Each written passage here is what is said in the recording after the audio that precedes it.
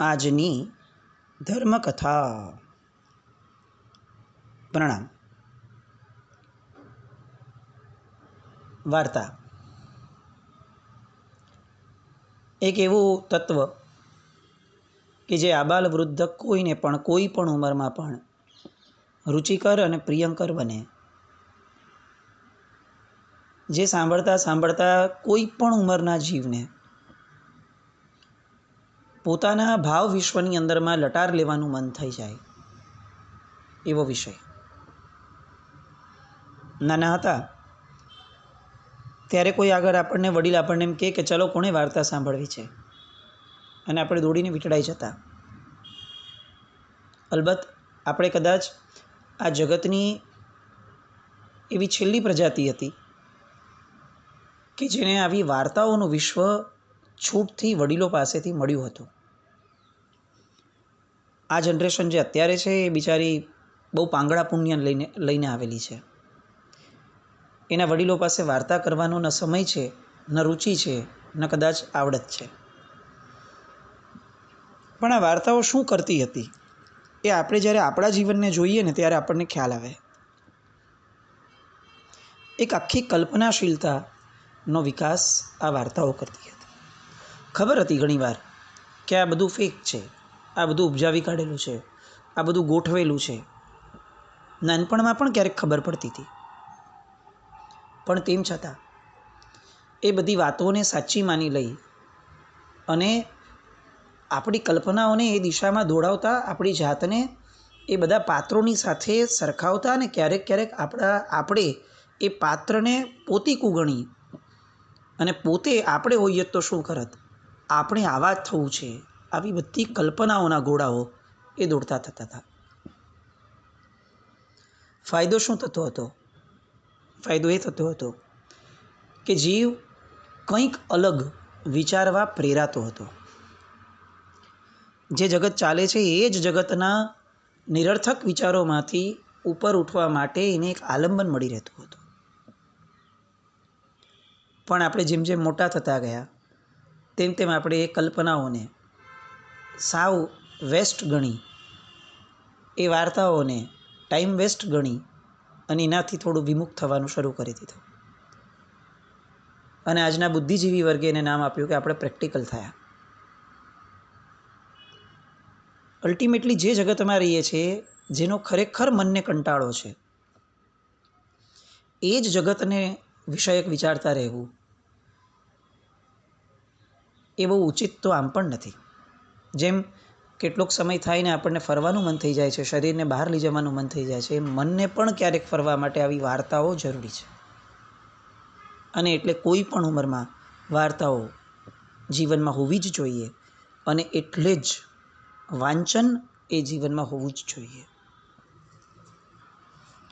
આપણા વાંચનો ઘટ્યા એટલે વિચારો ઘટ્યા, વિચારો ઘટ્યા એટલે સમજણ ઘટી, અને સમજણ ઘટી એટલે સંઘર્ષો ઊભા થયા. આ બધા જ સંઘર્ષોમાં ક્યાંક ને ક્યાંક નાનકડો પણ એક અલ્પ વિરામ મળે એ માટેનો આ પ્રયાસ છે ધર્મકથા. આજે એક એવી ધર્મકથા તરફ વળવું છે આપણે કે જે ધર્મકથા કદાચ સમયના અપેક્ષાએ વિચાર કરીએ, સમયના આધારે વિચાર કરીએ તો બહુ પ્રાચીન છે. આપણે અત્યારે વર્ધમાન સ્વામી ભગવાનના શાસનમાં છીએ, અને આજથી જેની વાત મંડાવવાની છે એ બધા લોકો, એ બધા પ્રસંગો એ છેક 21માં નમિનાથ ભગવાન અને 22માં નેમિનાથ ભગવાન એ બંનેના વચલા સમયગાળામાં થયા હતા. કેટલું પ્રાચીન લાગે, કેટલું જૂનું લાગે, હજારો લાખો વર્ષ વીતી ગયા હોય એવું લાગે.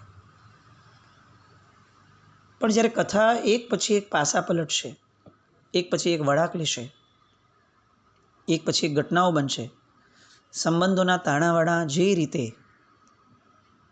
આકાર લેતા થશે એ રીતે કદાચ એવું લાગે કે લાખો વર્ષ પહેલાં પણ આ મનુષ્યનું જીવન, અને આજે લાખો વર્ષ પછી આપણે જેને અદ્યતન અને વિકસિત કહીએ છીએ એ મનુષ્યનું જીવન બહુ મેજર ફરક જ નથી. કારણ કે વિકાસ એ ફક્ત બાહ્ય સ્તર ઉપર જ થયા છે, આંતરિક ઘટમાળો તો મનુષ્યના જીવનની લગભગ લાગણીઓના તાણાવાણા, વિચારધારા, માન્યતા, આ બધું તો અનાદિ સંસારમાં એક જ ચાલે છે. વાત છે એ સમયના એક નગરની, જે નગરનું નામ છે કનક, રથમર્દન નગર. અને એ રથમર્દન નગરની અંદરમાં રાજા હેમરથ અને એમના રાણી સુયશા. આ સુયશા રાણીને ગર્ભની અંદરમાં બાળક આવ્યું અને એ બાળકના આવવા રૂપે કુદરતે એમને એક સંકેત આપ્યો, જેને આપણે સ્વપ્ન કહીએ છીએ. અને સ્વપ્નની અંદરમાં એ રાણીએ ઉગતા સૂર્યને જોયો. એ જે ગર્ભકાળ વીત્યો, એ સમગ્ર ગર્ભકાળ દરમિયાન એ રાણીને સારા સારા સ્વપ્નાઓ આવવા લાગ્યા. રાજા રાણી બંનેઓને આનંદ હતો કે એક એવું પાત્ર જીવનમાં આવવાનું હશે કે જે પાત્ર એ શુભતાનો પુંજ હશે. અને એટલે જ એના આગમન પૂર્વે એવી કંઈક ઘટનાઓ થવા લાગે છે કે જે આપણને પણ શુભતાનો અંદેશો આપે છે. યોગ્ય સમય પૂરો થયો, ગર્ભનો બાળકનો જન્મ થયો અને બાળકનું નામ આપવામાં આવ્યું કનકરથ. કનકરથને એટલો બધો લાડ મળ્યો, એટલો બધો પ્રેમ મળ્યો. રાજા અને રાણી અત્યંત સુયોગ્ય પાત્ર કહી શકાય એવા. આગળ જેમ જેમ વાર્તા વધશે તેમ તેમ આપણને ખરેખર એવું લાગશે કે માતા પિતા તરીકે કદાચ પુત્રની લાગણીઓને, સંવેદનાઓને સમજવામાં આ લોકો જેટલા આગળ હતા, એ અપેક્ષાએ આજના વિકસિત એવા આપણે સૌથી પછાત છીએ. દીકરાની કરેલી ભૂલ, આપણી દૃષ્ટિએ માતા પિતાની પણ અપેક્ષાએ થયેલી ભૂલ, એને પણ આ લોકો જે રીતે સંભાળી લેતા હતા, જે રીતે સમજી લેતા હતા, જે રીતે દીકરા સામે જ વાળી લેતા હતા, એ બધું સાંભળતા આપણને લાગશે કે માતા પિતા હોવું એટલે એ ફક્ત બાયોલોજિકલ ઘટના નથી, એ સર્વાંગે એક સાયકોલોજીકલ ઘટના પણ છે. વાત્સલ્ય હોવો એ માતૃત્વ છે. બાળકને ગર્ભથી જન્મ આપવો એ ફક્ત માતૃત્વ નથી. ઘડતર માટેના પ્રયત્નો કરવા એ પિતૃત્વ છે. ફક્ત આપણો બાળક છે, મારું બાળક છે, આવું જતાવવું એ પિતૃત્વ નથી.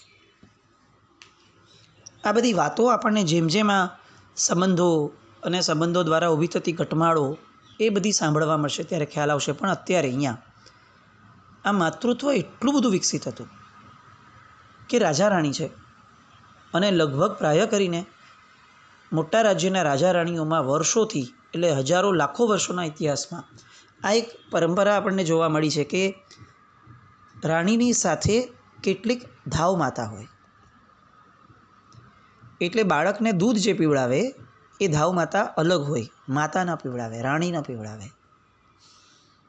આ એક અલગ આગવી ધનિક લોકોની પરંપરા હતી, એમાં પણ રાજાઓની વિશેષપણે. પણ આ કનકરથ એ માતાને એટલો બધો લાડકો કે એનું લાલન પાલન જે પણ થયું એ બધું જ સર્વાંગે માતા દ્વારા થયું. અને એટલે આ રાણી સુયશા એ કનકરથ જરાક સમજણો થયો ને ત્યારે એને કહેતી કે બેટા, તને મેં ધાવ માતાનું દૂધ નથી પાયું, મેં તને મારું દૂધ પાયું છે. અને એટલે મારા દૂધને દીપાવવાનું કામ તું જીવનભર કરતો રહે છે. સમજણની શરૂઆત થવાની હોય, કળીઓ ફૂટવાની હોય, એવા સમયની અંદરમાં આવા લક્ષ્યાંકો આપ્યા હોય, આવા શુભાશીષો આપ્યા હોય, આવા આદર્શો એની સામે મૂક્યા હોય, તો એની સ્મૃતિ બાળકના મનમાં ચિરકાળ સુધી રહે. અને ખોટું કરતા અથવા એનાથી કંઈ વિપરીત કરતા એ સ્મૃતિ એને અટકાવવા પ્રયત્ન કરે. આપણે મુનીશ્વર સ્વામી ભગવાનના ચરિત્રની અંદરમાં એટલે જ આ બધી ઘટનાઓને બાયોલોજીકલી જોઈ અને સમજી હતી કે કેટલા વર્ષની ઉંમરે બાળકને કઈ રીતનું ઘડતર અને કઈ રીતનું શિક્ષણ અપાય. એ બાળક માતાની ગોદમાં આળોટતો. એના હૃદયમાં માતા તરફ અનહદ પ્રેમ હતો. એ પ્રેમ હોવાનું કારણ આ હતું કે જ્યારે માતાના પ્રેમ મેળવવાની ઉંમર હોય ને એ સમયે બાળકને કોઈ કિન્ડર ગાર્ડનમાં કે કોઈ નર્સરીમાં મોકલી નહોતો દેવાતો. એને માતાનો ખોળો જ અપાતો. માતા પોતાની બાળક પ્રત્યેની જવાબદારીને આનંદ સ્વરૂપે વેદતી હતી, ભાર સ્વરૂપે નહીં. મારી પણ લાઈફ છે, મારા પણ શોખ હોય, મને પણ થોડી સ્પેસ જોઈએ, આવો વિચાર એ માતાઓને નહોતો આવતો. દરેક પ્રસંગ બચપણનો, દરેક ઘટનામાં માતા ફક્ત ને ફક્ત લાડકોડ સાથે અટકી નથી જતી, સંસ્કારના ઘડતર તરફ પણ એટલું જ ધ્યાન આપતી.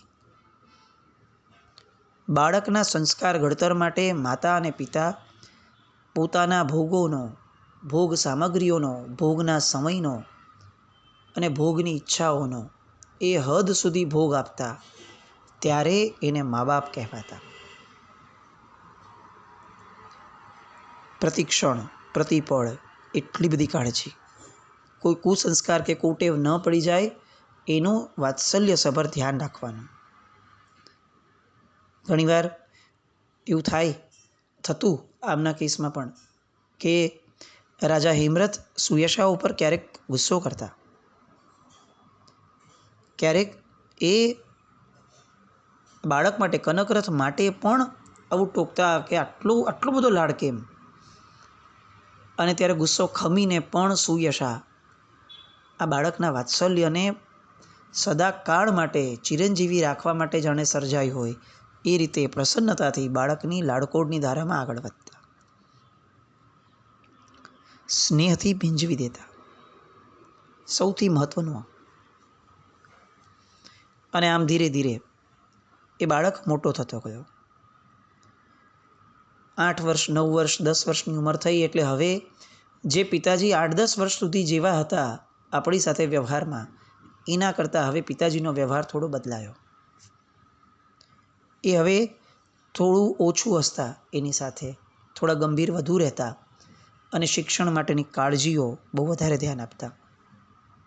વ્યવહારિક અને ધાર્મિક શિક્ષણ, એની માટે સારા અધ્યાપકો રોકવા, એ અધ્યાપકોની ચકાસણી કરાવડાવી, એ અધ્યાપક સજ્જન અને પ્રેમાળ હોય એવું ખાસ ધ્યાન રાખવું, એ બધું પિતાજી ધ્યાન રાખતા.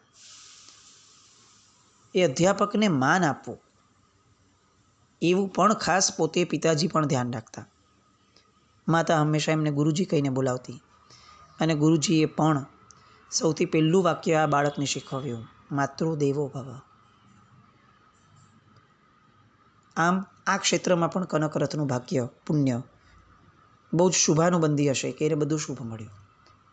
બીજું એક ક્ષેત્ર હતું મિત્રોનું. એ મિત્રો પણ એને સારા મળ્યા. એમ કહેવાતું નગરની અંદરમાં કે આ 5 મિત્રો જાણે ભવોભવના મિત્રો હોય એટલો સારો સ્નેહનો સંબંધ લઈને જન્મેલા. મહામંત્રીનો પુત્ર, નગરશેઠનો પુત્ર, સેનાપતિનો પુત્ર, રાજપુરોહિતનો પુત્ર અને કનકરથ એટલે કે રાજાનો પુત્ર. આ બધા મિત્રોને પણ રાણી સ્નેહથી બોલાવતી, ઘણીવાર પોતાની પાસે બેસાડીને સારી સારી વાર્તાઓ કરતી. સદાચાર, શૂરવીરતા, ત્યાગ, બલિદાન આ બધાની વાતોની પ્રધાનતા આવે એવી વાર્તાઓ કરતા, સંવેદનાઓ પેદા કરતા, આદર્શો ઘડાતા. આ વાર્તાઓમાં જ ક્યાંય માણસોના જીવન પલટાઈ જતા. આ યુવાનોના, ટીનેજર્સના જે 5 બાળકો હતા એ લોકોની માનસિકતાના આખા પરિવર્તનો થઈ જતા. એટલી શક્તિ એ વાર્તાઓને કથાઓમાં રહેતી. પિતાજીનો ક્યારેક પણ અનાદર થાય બાળકથી તો હંમેશા એ શીખવાડતી કે વિનયપૂર્વક વર્તવાનું, આદરભાવ રાખવાનો. માતા ક્યારેય પોતાના પતિ સાથે બાળકના દેખતા અસભ્ય વર્તન ન કરતી, કારણ કે જો એ પોતે જ અસભ્ય વર્તન કરી લે તો પછી હવે બાળક પાસે અપેક્ષા રાખવાનો કદાચ એનો અધિકાર છીનવાઈ જાય. આ બધું બાળકના મન પર ઘેરી અસરો કરતું. ધીરે ધીરે સમય આગળ વધતો ગયો અને આગળ વધતા વધતા હવે યુવરાજપણા સુધી એ આવ્યા. યુદ્ધનું શિક્ષણ એ પણ એને મળ્યું. યુદ્ધની કુશળતા પણ ધીરે ધીરે પુરવાર થવા લાગી. અને આમ આવો વિનય, આવી સુશીલતા, આવી કુશળતા, આ બધાના કારણે રાજ્યની અંદરમાં આ કનકરથ રાજકુમારની પ્રશંસા ખૂબ વધવા લાગી. બાળકને તો આનંદ થાય જ, પોતાની પ્રશંસા થાય ત્યારે, પણ માતા પિતાને આનંદ થવા લાગ્યો. અને બાળકના મનની અંદરમાં પેલી વાર્તાઓએ જે આદર્શો ઘડ્યા હતા, વિશાળ સામ્રાજ્ય, પ્રજાનું સુખ, પ્રજાની સમૃદ્ધિ, શત્રુઓનું દમન, સદાચારનું પ્રવર્તન, આ બધા આદર્શો, એમાં બાળક, એનું મન સતત આગળ વધતું રહ્યું. અને આદર્શ તરીકે પોતાના પિતા પ્રજાવત્સલ એવા રાજા, એ પ્રસિદ્ધિને જે પામ્યા હતા, એ આદર્શ પણ એને મળતો ગયો.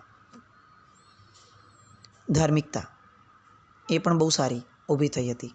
પરમ તત્વ પ્રત્યેની શ્રદ્ધા, ઋષિમુનિ અને મહાત્માઓ પ્રત્યેનો આદર, દાન, શીલ, પરમાર્થ, પરોપકાર, આ બધા ધર્મો, ઉંમર પ્રમાણેના ધર્મો એને આપવામાં આવ્યા. ધર્મના નામે થતી પ્રાણી હિંસાઓ એ વર્જ્ય છે એવું એને નાનપણથી સમજાવવામાં આવ્યું. હિંસક યજ્ઞો વગેરે જે છે એની પર તો રાજ્યમાં જ પ્રતિબંધ મૂકી દેવામાં આવ્યા હતા. સર્વજ્ઞ ભાષિત અહિંસા પ્રધાન એવો પરમાત્માનો જૈન મત, એ જાણે સાવ નસ નસમાં વહવા લાગ્યો હોય એ રીતે માતા પિતાનું જીવન અને આ બાળકનું પણ જીવન થવા લાગ્યું. નગરની અંદરમાં અનેક જૈન મંદિરો હતા, શિવ મંદિરો પણ હતા. પ્રજાજન પોતાની ઈચ્છા અનુસારે ધર્મ પણ પાળી શકતા હતા. વિદ્વાનોની ચર્ચાઓ યોજાતી, સભાઓ ભરાતી. આ બાળકને, કનકરથને હંમેશા આ તત્વચર્ચામાં બેસાડવામાં આવતો, એને સાંભળવામાં આનંદ પણ આવતો. પિતાજી વિદ્વાનોને આદર આપે છે, મોટી ભેટો આપે છે, એવું પણ એ સતત જોતો. એક દિવસ આવી જ વિદ્વાનોની તત્વચર્ચા જામી હતી. રાજકુમાર પણ બેઠા હતા અને એ સમયે એક દ્વારપાળ આવ્યો અને એમણે રાજાને નમન કરીને નિવેદન કર્યું કે મહારાજા, કાવેરી નગરથી રાજદૂત આવ્યા છે અને આપણા દર્શન કરવા ઈચ્છે છે. પિતાજી પણ કહે છે એમને આદર સહિત અહીં લઈ આવો. કનકરથ આ બધું જુએ છે. પેલો આગંતુક જાય છે અને આવીને પોતાનું પ્રયોજન કહે છે, હે મહારાજા, હું કાવેરીપતિ મહારાજા સુરસુંદરનો અગત્યનો સંદેશ લઈને આપની સેવામાં ઉપસ્થિત થયો છું.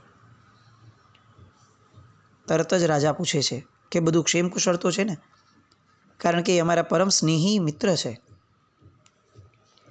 એટલે પેલો દૂત કહે છે કે મહારાજા, અમારા રાજા અને અમારી પ્રજા બંને કુશળ છે. અમારા મહારાજા સુરસુંદર, એમણે એક વિશિષ્ટ પ્રયોજનથી આપની પાસે મને મોકલ્યો છે. એ પ્રયોજન વ્યક્ત કરવા માટેની મને અનુમતિ આપો અને આપ શાંત ચિત્તે એ પ્રયોજનને સાંભળશો. મીઠી વાણીના પ્રવાહમાં આ સંદેશો હવે ચાલુ થાય છે. અમારા મહારાજાને એક જ રાજકુમારી છે, અમારા મહારાણી વાસુલા. એણે ખૂબ લાડકોડથી એને ઉછીરીને મોટી કરી છે. નામ રાજકુમારી રૂકમિણી. હવે એણે યૌવનના પગથારે પગ દીધા છે. રૂપના અંબાર સમી છે. અમે અનેક યોગ્ય રાજકુમારોની તપાસ કરાવી. અનેક રાજકુમારોના ચિત્રપટ મહારાજાની પાસે આવવા લાગ્યા, પણ મહારાજીને એમાંનો એક પણ પોતાની રાજકુમારી માટે યોગ્ય ન લાગ્યો. મહારાણીની ચિંતા વધવા લાગી અને એક દિવસ અચાનક મહારાજા બોલી ઉઠ્યા કે આપણે કેમ આટલી બધી જગ્યાએ ભટકીએ છીએ? મારા આત્મસ્નેહી મહારાજા હેમરથ અને એનો પુત્ર કનકરથ, એ આપણી રૂકમિણી માટે સૌથી સુયોગ્ય વર રહેશે. મેં આ રાજકુમારને જોયો છે. એ રૂપથી, ગુણથી અજોડ છે. એમની વાતમાં અમારા મહારાણી પણ સંમત થયા અને માતા પિતાની પસંદગી ઉપર રાજકુમારીએ પણ પૂર્ણ વિશ્વાસ મૂક્યો. એને જોયા ન હતા આપના પુત્રને, પણ હવે મને આપની સેવામાં એટલા માટે મોકલ્યો છે કે આપ મહારાજા કુમાર કનકરથ માટે રૂકમિણીનો સ્વીકાર કરો. આ રાજદૂત પહેલી વાર આ નગરમાં આવતો હતો. રાજ્યસભામાં એને ખ્યાલ હતો કે આ કોનું સિંહાસન હોય, કોનું સ્થાન હોય. એ વાત કરતો હતો હેમરથ સાથે, અને છતાંય એની નજર વારંવાર એ કનકરથ તરફ, રાજકુમાર તરફ જતી હતી. એ કનકરથની બોડી લેંગ્વેજ સમજવા પ્રયત્ન કરતા હતા દૂત. કે એના મનોભાવ મુખ ઉપર કઈ રીતે વર્તાય છે. રાજદૂતે પોતાનું વક્તવ્ય પૂરું કર્યું. પિતાજીની સામે જોયું. પિતાજીએ કનકરથ સામે જોયું અને શરમાઈ અને કનકરથે મસ્તક ઝુકાવી આંખો જાણે જમીન ઉપર જડાઈ ગઈ હોય એ રીતે રાખી. આ વિનય છે, આ વિવેક છે. અને પિતાજીએ દૂતને કીધું કે તમે રાજ્યના અતિથિગૃહમાં આજે વિશ્રામ કરો, તમને આવતીકાલે સમાચાર મળી જશે. આ વડીલ તરીકેનો વિનય છે, વડીલ તરીકેનો આચાર છે. ધાર્યું હોત તો કહી શક્યા હોત કે એમાં મારે એને શું પૂછવાની જરૂર છે, હું કહું છું ને. પણ આવું ન કર્યું. પોતાના પુત્રની મનની સંવેદનાઓને વાચા મળે એ માટેના બનતા પ્રયત્નો કરવા એ વડીલોનું કર્તવ્ય છે. અને કર્તવ્યો હંમેશા પારસ્પરિક હોય. કોઈ એક જ સંબંધનું કર્તવ્ય એ તો જીવને ભાર બની જાય. કનકરથને વાત કરી વિસર્જન સભાનું થયું પછીથી, અને સૂચક દ્રષ્ટિથી ફક્ત પૂછ્યું અને માતાને કીધું, એટલે કે પોતાની પત્નીને કીધું કે તમે કનકરથ સાથે વાત કરી લેજો. મને તો એવું લાગે છે કે એને કશો વિરોધ નથી, પણ છતાંય તમે એના મનની વાચાઓ સાંભળી લેજો.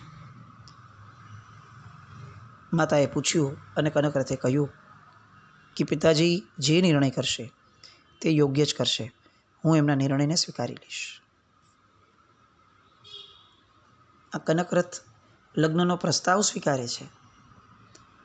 અને હવે આ લગ્ન માટેની જે આખો ઘટનાક્રમ છે એ ઘટનાક્રમ એના જીવનની અંદરમાં જે પરિવર્તનો લાવે છે, જે શુભતાઓ લાવે છે, અને શુભતાઓ પછી તડકા પછી જેમ સાંજ પડે છે એમ સાંજ પછી પણ એક તડકો આવે છે.